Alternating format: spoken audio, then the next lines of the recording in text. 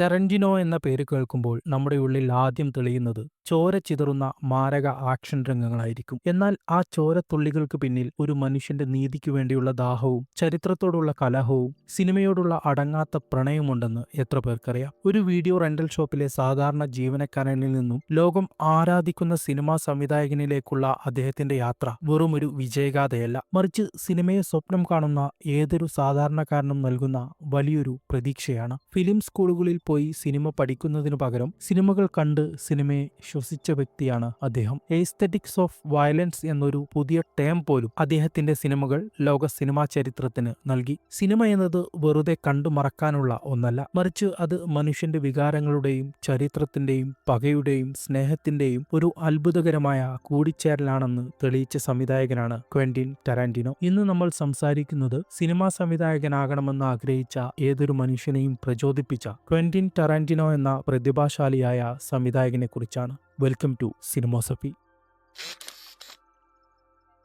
ഒരു video rental ഷോപ്പിലെ ജീവനക്കാരൻ എന്ന നിലയിൽ നിന്ന് ലോകം ആദരിക്കുന്ന ഒരു സിനിമാക്കാരനിലേക്കുള്ള ടാരന്റിനോയുടെ വളർച്ച ഏതൊരു സ്വതന്ത്ര സിനിമാ പ്രവർത്തകനും ആവേശം നൽകുന്ന ഒന്നാണ്. സിനിമ പഠിക്കാൻ ഫിലിം സ്കൂളിൽ പോകുന്നതിനു പകരം സിനിമകൾ കണ്ട് സിനിമ പഠിച്ച അദ്ദേഹം തന്റെ സിനിമകളിലൂടെ പുതിയൊരു ലോകം തന്നെ സൃഷ്ടിച്ചു. വയലൻസിന്റെ സൗന്ദര്യശാസ്ത്രം എന്നൊരു പുതിയ ടേം തന്നെ അദ്ദേഹത്തിന്റെ സിനിമകൾ ലോകത്തിന് നൽകി. 1963 മാർച്ച് 27 അമേരിക്കയിലെ ടെന്നസിയിലാണ് ടാരന്റിനോ ജനിക്കുന്നത്. അദ്ദേഹത്തിന്റെ ബാല്യകാലം ടോറൻസ്, ഹാർബർ സിറ്റി തുടങ്ങിയ സാധാരണക്കാരായ തൊഴിലാളികൾ താമസിക്കുന്ന നഗരങ്ങളിലായിരുന്നു. ഒരു ഇറ്റാലിയൻ അമേരിക്കൻ പാരമ്പര്യമുള്ള വ്യക്തിയാണ് ടാരന്റിനോ. അദ്ദേഹത്തിന്റെ സിനിമയിലെ വയലൻസ് പ്രസിദ്ധമാണെങ്കിലും അദ്ദേഹത്തിന്റെ കുട്ടിക്കാലം അക്രമം നിറഞ്ഞ അമേരിക്കൻ തെരുവുകളിലായിരുന്നില്ല. തീർത്തും സുരക്ഷിതമായ ഒരു കുട്ടിക്കാലമായിരുന്നു ടാരന്റിനോയുടേത്. അച്ഛൻ ടോണി ടാരന്റിനോ നടനാകാൻ വേണ്ടി കുടുംബം വിട്ട് പുറത്തു പോകുന്നുണ്ട്. പക്ഷേ അത് ടാരന്റിനോ ജനിക്കുന്നതിന് ഏതാനും മാസങ്ങൾക്ക് മുൻപായിരുന്നു. ടാരന്റിനോയുടെ അമ്മ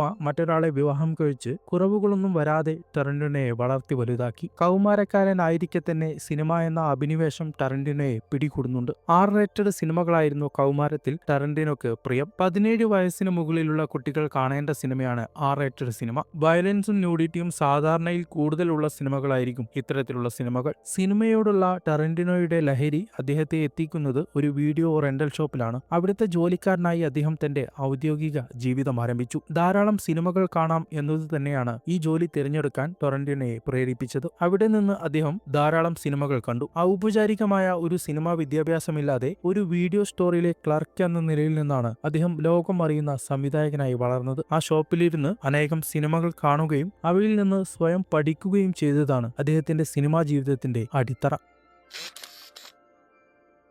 ടാരന്റിനോയുടെ സിനിമകളെക്കുറിച്ച് സംസാരിക്കുമ്പോൾ ആദ്യം മനസ്സിലേക്ക് വരിക ആ സിനിമയിലെ വയലൻസ് സീനുകളായിരിക്കും. എന്നാൽ അദ്ദേഹത്തിന്റെ സിനിമകളിലെ വയലൻസ് വെറും ചോരയൊഴുക്കലല്ല, മറിച്ച് അതൊരു കലാരൂപമാണ്. കിൽ ബിൽ എന്ന സിനിമയിലെ ബ്രൈഡ് എന്ന കഥാപാത്രത്തെ ഉദാഹരണമായി എടുക്കാം. ബ്രൈഡ് മഞ്ഞ നിറത്തിലുള്ള വേഷം ധരിച്ച് തന്റെ ശത്രുക്കളെ നേരിടുന്ന ആ രംഗങ്ങൾ വെറും വയലൻസ് അല്ല, മറിച്ച് അതൊരു നൃത്തം പോലെ മനോഹരമാണ്. മഞ്ഞ വസ്ത്രവും അതിൽ തെറിക്കുന്ന ചുവന്ന രക്തവും തമ്മിലുള്ള വൈരുദ്ധ്യം അക്രമത്തെ ഒരു ഹൈപ്പർ റിയാലിറ്റിയിലേക്ക് കൊണ്ടുപോകുന്നുണ്ട്. ഇത് യഥാർത്ഥ ലോകത്തെ അക്രമമല്ല, മറിച്ച് സിനിമ എന്ന മാധ്യമത്തിലൂടെ സൃഷ്ടിക്കപ്പെടുന്ന ഒരു വിസ്മയ കാഴ്ചയാണെന്ന് നമുക്ക് ബോധ്യമാകും. അതുകൊണ്ട് തന്നെയാണ് ടാരന്റിനോ സിനിമകളിലെ വയലൻസ് ഒരു ആർട്ട് പോലെ നമുക്ക് ആസ്വദിക്കാൻ കഴിയുന്നത്. അദ്ദേഹത്തിന്റെ ആദ്യകാല ചിത്രമായ റിസർവോയർ ഡോഗ്സ് എടുത്താൽ അതിലെ അക്രമം പലപ്പോഴും സ്ക്രീനിന് പുറത്താണ് നടക്കുന്നത്. ഒരു പോലീസ് ഉദ്യോഗസ്ഥന്റെ ചെവി മുറിക്കുന്ന രംഗം പ്രേക്ഷകരായ നമ്മൾ കാണുന്നില്ല, മറിച്ച് മൈക്കൽ മാഡ്സൺ എന്ന നടന്റെ പ്രകടനത്തിലൂടെയും ആ സമയത്ത് പശ്ചാത്തലത്തിൽ കേൾക്കുന്ന സംഗീതത്തിലൂടെയും നമ്മൾ ആ വേദന അനുഭവിക്കുകയാണ് ചെയ്യുന്നത്. ഇവിടെ വയലൻസ് എന്നത് പ്രേക്ഷകന്റെ മനസ്സിനെ പിടിച്ചുലക്കാനുള്ള ഒരു ഉപാധിയായി മാറുന്നു. യഥാർത്ഥ ജീവിതത്തിലെ വയലൻസ് ഭയാനകമാണ്, എന്നാൽ സിനിമയിലെ അക്രമം ഒരു കലയാണ് എന്നതാണ് ടാരന്റിനോയുടെ ടേക്ക്. വയലൻസിനെ പല രീതിയിൽ അദ്ദേഹം വ്യാഖ്യാനിക്കുന്നുണ്ട്.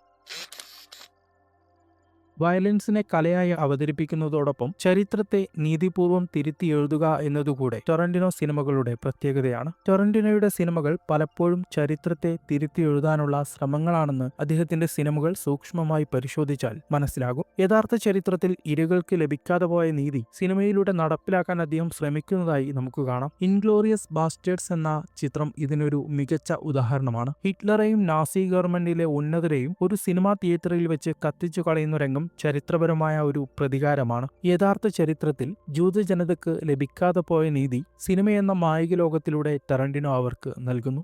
സോഷന്നെ എന്ന കഥാപാത്രം ആ സമയം ഇതാണ് ജൂതന്റെ പ്രതികാരമെന്ന് വിളിച്ചു പറയുമ്പോൾ അത് നൂറ്റാണ്ടുകളായി വേട്ടയാടപ്പെട്ട ഒരു ജനതയുടെ ശബ്ദമായി മാറുന്നുണ്ട്. ഇതുപോലെ തന്നെയാണ് ജാങ്കോ അൺചെയിൻഡ് എന്ന സിനിമയും. അടിമത്തത്തിന്റെ പശ്ചാത്തലത്തിൽ നടക്കുന്ന ഈ കഥയിൽ ജാങ്കോ എന്ന അടിമ തന്റെ ഭാര്യയെ രക്ഷിക്കാൻ നടത്തുന്ന പോരാട്ടം ഒരു യക്ഷിക്കഥ പോലെയാണ് അവതരിപ്പിക്കുന്നത്. ഇവിടെയും ചരിത്രപരമായ അനീതികൾക്കെതിരെ സിനിമയിലൂടെ ഒരു തിരിച്ചടി നൽകാനാണ് ടറന്റിനോ ശ്രമിക്കുന്നത്. വെള്ളക്കാരുടെ ക്രൂരതകൾക്കെതിരെ ഒരു കറുത്ത വർഗ്ഗക്കാരൻ നടത്തുന്ന രക്തരൂക്ഷിതമായ പ്രതികാരം പ്രേക്ഷകന് ഒരുതരം വൈകാരിക സംതൃപ്തി നൽകുന്നുണ്ട്.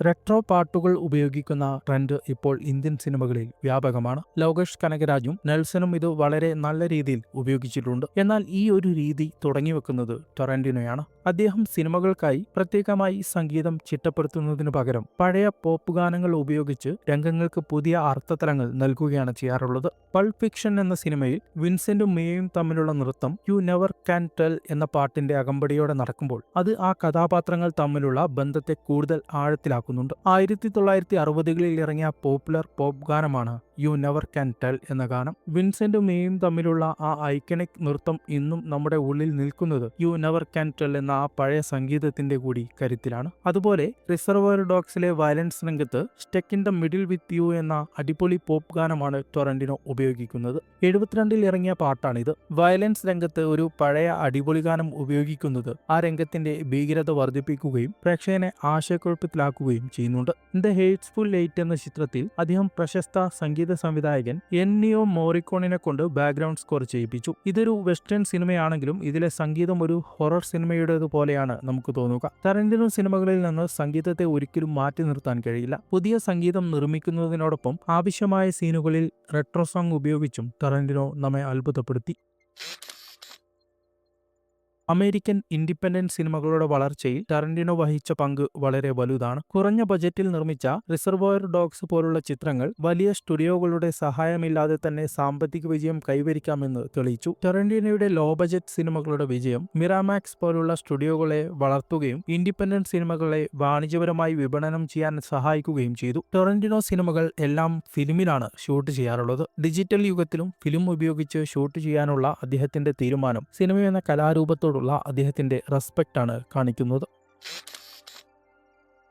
ക്വെന്റിൻ ടറന്റിനോ വെറുമൊരു സംവിധായകനല്ല, മറിച്ച് സിനിമയെന്ന മാധ്യമത്തെ തന്റെ രക്തവും മാംസവും കൊണ്ട് സ്നേഹിക്കുന്ന ഒരു അതിഭീകര സിനിമ ലവറാണ്. അദ്ദേഹത്തിന്റെ സിനിമകളിലെ വയലൻസ് ചില പ്രേക്ഷകരെ ഭയപ്പെടുത്തുന്നുണ്ടെങ്കിലും അതിന് പിന്നിലെ വൈകാരികത നമ്മെ ടച്ച് ചെയ്യും. ചരിത്രത്തിലെ ക്രൂരതകൾക്ക് സിനിമയിലൂടെ പകരം ചോദിക്കുകയും നഷ്ടപ്പെട്ട ജീവിതങ്ങളെ സിനിമയിലൂടെ തിരിച്ചുപിടിക്കുകയും ചെയ്യുന്ന അദ്ദേഹം സിനിമയ്ക്ക് സമൂഹത്തിൽ എന്തു ചെയ്യാൻ കഴിയും എന്ന് നമ്മളെ ഓർമ്മിപ്പിക്കുന്നുണ്ട്. അദ്ദേഹത്തിന്റെ സിനിമകൾ വെറും കാഴ്ചകളല്ല, മറിച്ച് അനുഭവങ്ങളാണ്. ഓരോ ഫ്രെയിമിലും, ഓരോ സംഭാഷണത്തിലും, ഓരോ തുള്ളി ചോരയിലും സിനിമയോടുള്ള അദ്ദേഹത്തിന്റെ അടങ്ങാത്ത അഭിനിവേശം നമുക്ക് കാണാൻ സാധിക്കും. നന്മയും തിന്മയും തമ്മിലുള്ള പോരാട്ടത്തിൽ സിനിമയെന്ന ആയുധം ഉപയോഗിച്ച് നീതി നടപ്പാക്കാൻ ശ്രമിക്കുന്ന ഒരു പോരാളിയാണ് ക്വെന്റിൻ ടറന്റിനോ. അതുകൊണ്ട് തന്നെ ടറന്റിനോയുടെ സിനിമകൾ നമ്മുടെ ഹൃദയത്തിൽ എക്കാലവും മായാതെ നിലനിൽക്കും. വീഡിയോ ഇവിടെ അവസാനിപ്പിക്കുന്നു. എന്താണ് വീഡിയോയെക്കുറിച്ചും ടറന്റിനോ സിനിമകളെക്കുറിച്ചും നിങ്ങളുടെ അഭിപ്രായം കമന്റിൽ പങ്കുവെക്കുക. മറ്റൊരു നല്ല വീഡിയോയുമായി വീണ്ടും കാണാം.